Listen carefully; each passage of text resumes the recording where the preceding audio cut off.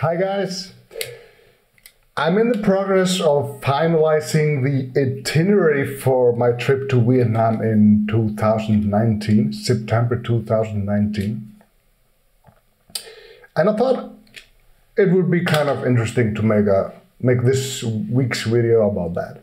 You know, when I'm saying, preparing, I'm finalizing the itinerary, I'm writing descriptions, going through my photos and my videos to make marketing material for this. And to be honest, I have like 13,000 photos from last trip, and it's no easy task to go through that. I haven't really done it yet. I glanced over it to pick a few frames to publish, but I haven't really done this extensively.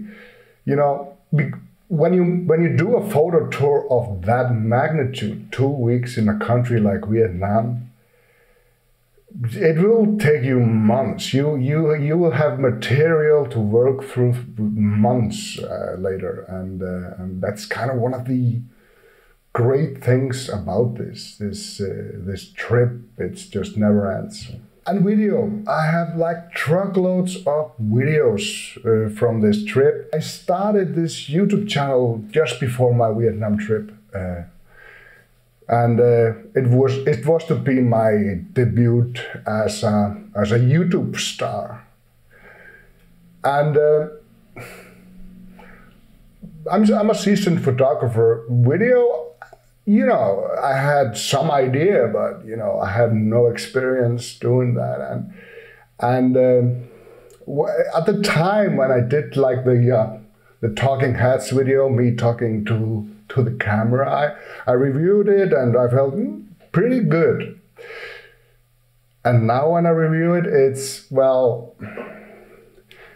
it's not crazy bad or anything. The content is actually good, but I'm giving no energy in bringing the content to the camera.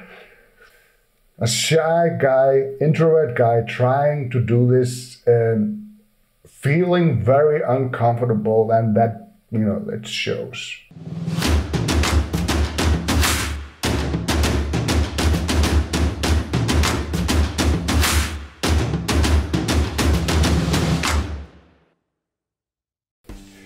Like I mentioned in my intro, my performance as a commentator on YouTube wasn't great. I'm gonna show you a few examples. Ladies and gentlemen, a YouTube star is born. Don't go home. Don't go with the right stuff. You can keep that away. Just in the boats.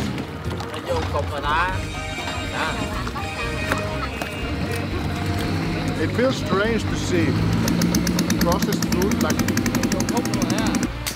along the street we were driving. There's a woman making fishing nets, and it's a morning shoot. It's a fish market where it's kind of interesting. It's about that's about what I know. Something like that. 3,000 something meter altitude. In feet, that's something.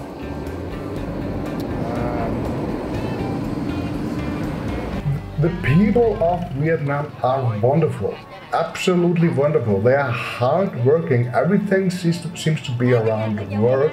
If you don't work, you don't eat. It doesn't matter your age, your conditions, diseases.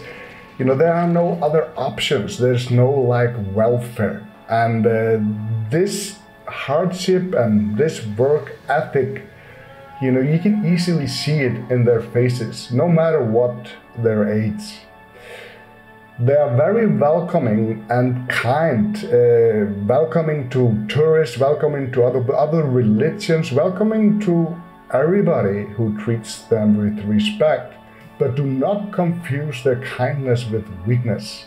They have been raided by China, by France, and they were at war with the US for almost 20 years. And they sent everybody back home. To describe their mindset a little bit, I find it very, descriptive of what Ho Chi Minh, some of his quotes. Ho Chi Minh, if you don't know, Ho Chi Minh was the leader of the North Army of Vietnam. One of his quotes were, "Vietnamese people are determined to mobilize all their physical and mental strength to sacrifice their lives and their property in order to safeguard their independence and liberty." And then he had a message for the US government. "You can kill 10 of our men for every one we kill of yours, but at those odds, you will lose and we will win." The Vietnam people suffered greatly from the US pointless aggression. For those who don't know, the reason for the invasion was to stop the spread of communism in Southeast Asia. In other words, the US didn't like their politics. I asked many of the Vietnamese people I met when I was there if there was no anger or hatred for the US after dragging them through 20 years of hell. Chemical weapons, cluster bombs, napalm, unnecessary killings of civilians, war crimes. And all of them answered with similar response. Why? First of all, we won the war and we are very, very proud of that. Second of all, hatred does not heal wounds, but forgiveness does. Hatred and revenge create a vicious cycle of more hatred and more revenge.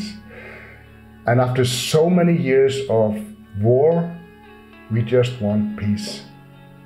And so I quote Ho Chi Minh again, "Everything depends on the Americans. If they want to make war for 20 years, then we shall make war for 20 years. If they want to make peace, we shall make peace, and after, we will invite them for tea." And with this quote, I would describe the Vietnamese people.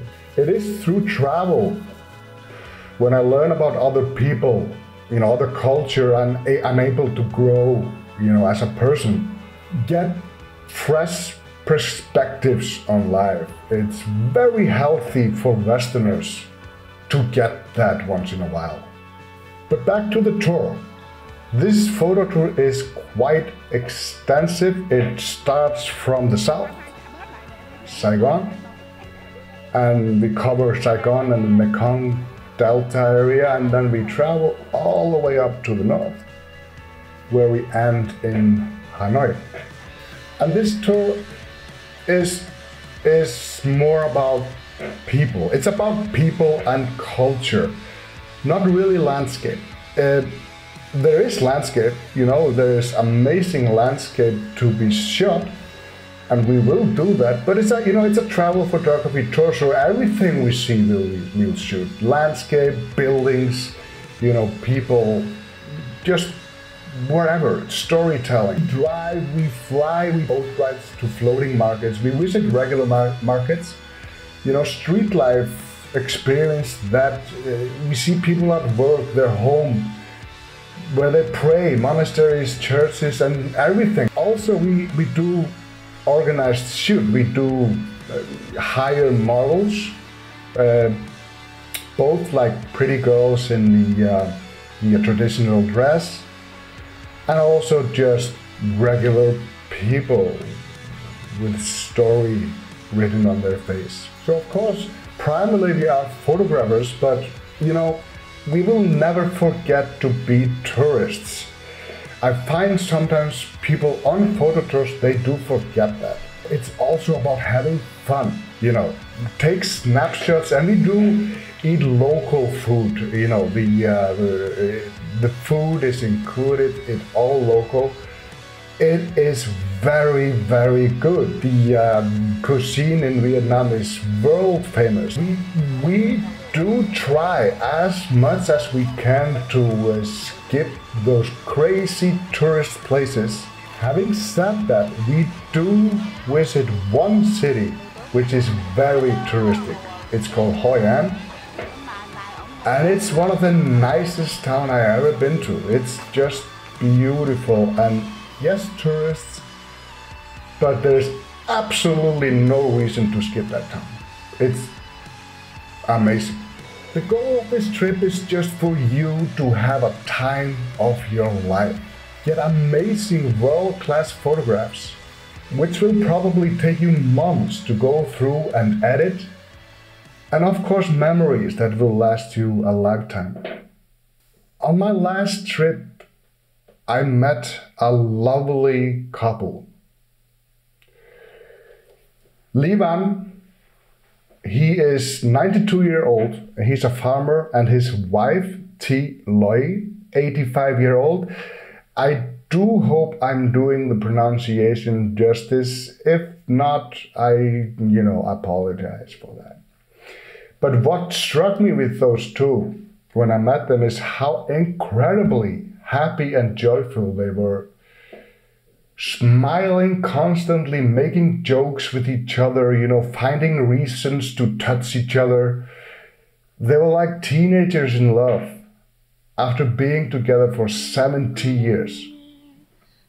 They got married in 1949 after being together for 10 years. Livan, a proud Vietnamese, took part in fighting the French colonial government. And for that, he was imprisoned soon after they got married in 1949. And he remained in prison until the French were defeated in 1958. He returned home to his wife with a mission to confiscate for their lost time, never to part again, and just to enjoy each other's company every single minute. And that is what they did. They live in a small community just outside of Hoi An of around 400 people, growing vegetables, making bamboo baskets, just do whatever it takes to survive. Working extremely hard every day, despite their age, because they know the reality of if you don't work, you don't eat. They have 5 children who moved out, and they were just a joy to visit. A few weeks after I was there, disaster struck. Thi Loi fell and broke her leg. She didn't heal from her wounds, and she died a few days later, leaving her husband and 5 children behind. It is unimaginable for me as a Westerner why someone has to die from a simple thing like a broken leg. But her age, the extreme hardship in her life, little to no money, no funds to do anything, and these things put together created this outcome. My condolences to her family and friends. Now she finally gets her well-deserved rest. Thank you. Goodbye.